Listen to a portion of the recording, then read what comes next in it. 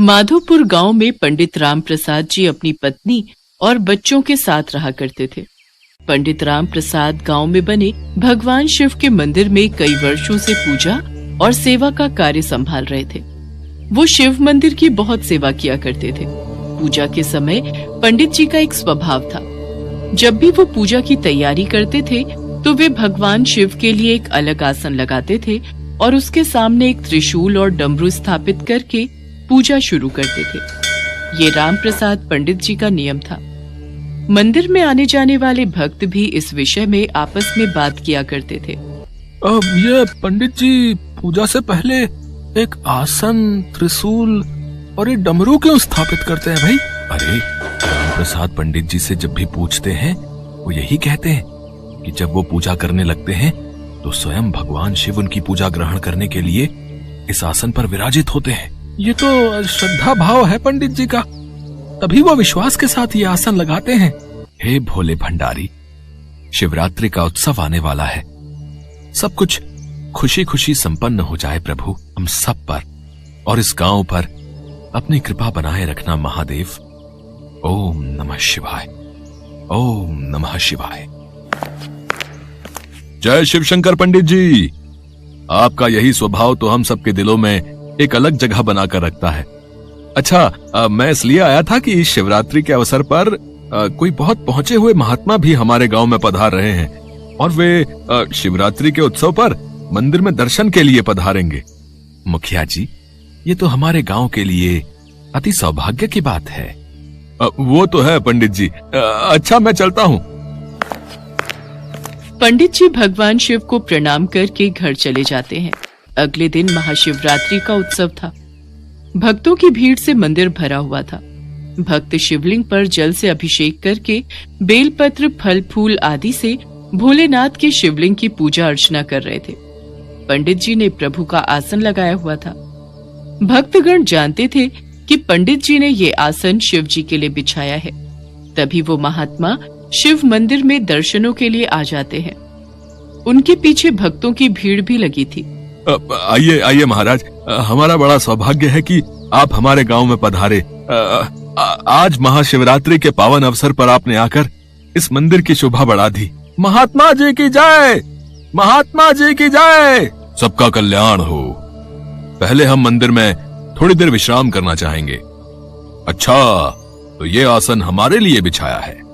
अति सुंदर, अति सुंदर। अब क्षमा कीजिए महाराज, अब इस आसन पर आप नहीं बैठ सकते क्योंकि इस पर तो साक्षात महादेव विराजमान है। अपमान, घोर अपमान।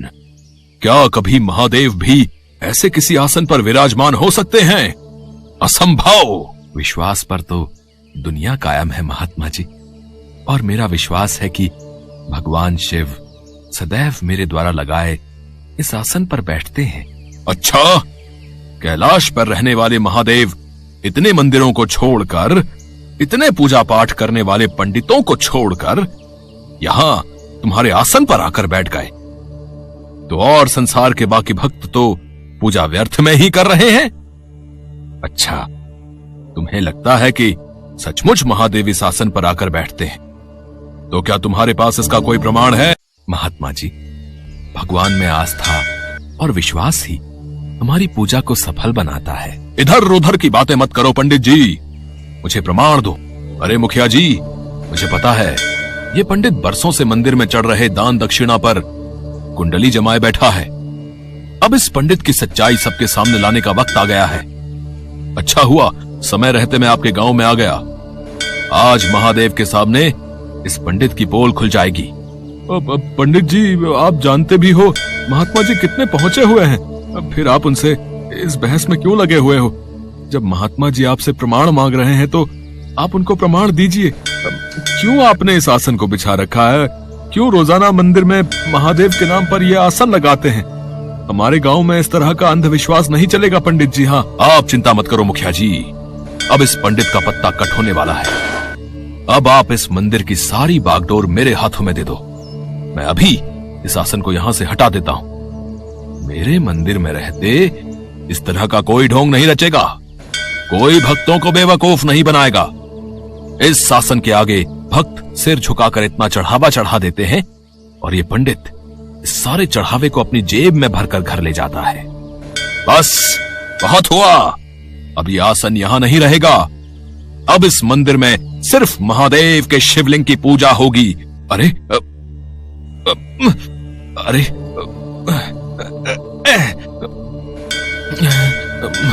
अरे ये आसन यहां से हिल क्यों नहीं रहा? ओहो, मैं आसन को यहां से हटा क्यों नहीं पा रहा? महात्मा जी आसन को हिला रहे थे पर आसन टस से मस नहीं हुआ। हे शिव शंकर, हे भोले भंडारी, आपकी जय हो प्रभु। मेरे विश्वास की जीत हुई, मेरी पूजा का फल मुझे मिल गया मेरे भोले बाबा। ओम नमः शिवाय, ओम नमः शिवाय। महात्मा जी उस आसन को वहां से हटाने की लाख कोशिश करते हैं पर वो उस आसन को हिला भी नहीं पाते। महात्मा जी की आंखों के सामने तेज रोशनी आने लगती है। भगवान शिव का त्रिशूल हिलने लगता है, डमरू बज उठता है, मंदिर में लगे घंटे अपने आप बजने लगते हैं। महात्मा की आंखों में आंसू आ जाते हैं। हे भोलेनाथ, हे शिव शंभु, मुझे क्षमा करो, क्षमा करो प्रभु, क्षमा करो। मैंने आपके एक सच्चे भक्त की भक्ति पर सवाल उठाया, मुझे क्षमा करो प्रभु, मुझे क्षमा करो। ओम नमः शिवाय। हे शिव शंकर, हे महादेव, आपने मेरी भक्ति की लाज रख ली, मेरा विश्वास जीत गया प्रभु। आपकी जय हो, जय हो, जय शिव शंकर, जय भोले भंडारी, जय हो प्रभु, जय हो। पंडित जी, आपकी सच्ची भक्ति जीत गई, आप सच्चे शिव भक्त हो, मैं ये मान गया। वर्षों की तपस्या के बाद भी मुझे भगवान शिव नहीं मिले, क्योंकि मेरा घमंड मेरी सारी तपस्या को छिन्न भिन्न कर देता था। आज आपके कारण मुझे प्रभु की शक्ति का आभास हुआ। ये गांव वाले सचमुच बहुत भाग्यशाली हैं कि आप जैसे पंडित जी इस मंदिर की देखभाल करते हैं। जय हो, जय हो, जय हो। मुझे क्षमा कर दीजिए। नहीं नहीं महात्मा जी, मुझसे क्षमा मत मांगिए, मैं तो भगवान भोलेनाथ का एक छोटा सा दास हूं। वही तो हम सबके करता धरता है। मैं तो कुछ भी नहीं करता, जो होता है सब उनकी कृपा से होता है। ओम नमः शिवाय, जय भोलेनाथ। गांव के मुखिया जी भी पंडित जी से क्षमा मांगते हैं। सब लोग मिलकर शिवरात्रि का त्योहार धूमधाम से मनाते हैं। उस दिन से गांव के सभी लोग पंडित जी का और भी ज्यादा आदर और सम्मान करने लगे।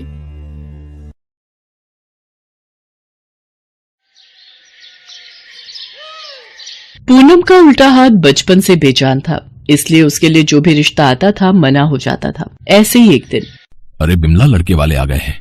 पूनम बिटिया, तू चाय ले जा, बाकी मैं ला रही हूँ। माँ, लड़की का एक हाथ खराब है, ध्यान से देखो। मदन जी, खाना पीना तो होता ही रहेगा है?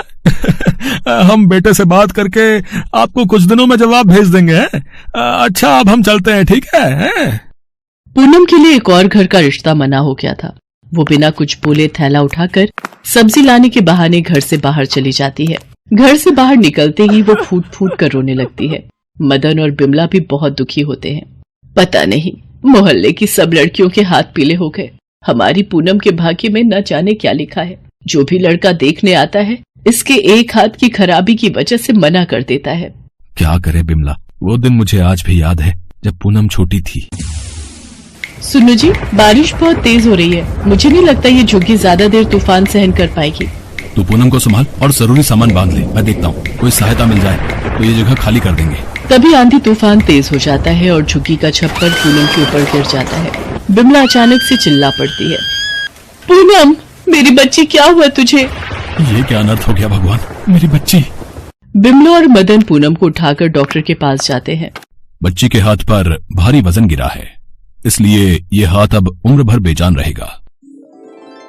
पता नहीं हमारी बेटी के साथ ही ऐसा क्यों होना लिखा था। आप दुखी मत हो, पूनम बाजार से आती होगी, आपको ऐसे देखेगी तो वो भी परेशान होगी। माँ बापू, क्या बातें चल रही हैं? आज तो मैं थक गई। ये लो माँ, सारी सब्जियां ले आई हूँ जो कुछ तुमने बोला था। तभी पड़ोस की महिला आ जाती है। राम राम बिमला बहन, ये लो मुंह मीठा करो, मेरी बिटिया सुमन का रिश्ता पक्का हो गया है। बहुत ही अच्छा घर परिवार मिला है। ये तो बहुत ही अच्छी बात है। सरोज बहन, मेरी पूनम के लिए भी कोई घर बताना। देखो बिमला बहन, कोई अच्छा लड़का तो मिलने से रहा, क्योंकि पूनम के हाथ की तकलीफ देखकर कोई भी लड़का हाँ नहीं करेगा। अच्छा अब मैं चलती हूँ, बहुत तैयारियां करनी है। सरोज चली जाती है। पूनम की माँ बिमला काम में लग जाती है। तभी एक फकीर द्वार पर आवाज लगाता है, कुछ खाने को दे दे माई।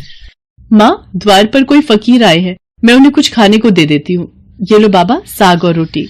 बिटिया, ये तेरे हाथ को क्या हुआ? बाबा, जब मैं छोटी थी तो एक हादसे में मेरे हाथ पर चोट आई थी। सब चिंता बाबा भोलेनाथ पर छोड़ दे बच्ची, देखना तेरा ये हाथ बिल्कुल ठीक हो जाएगा।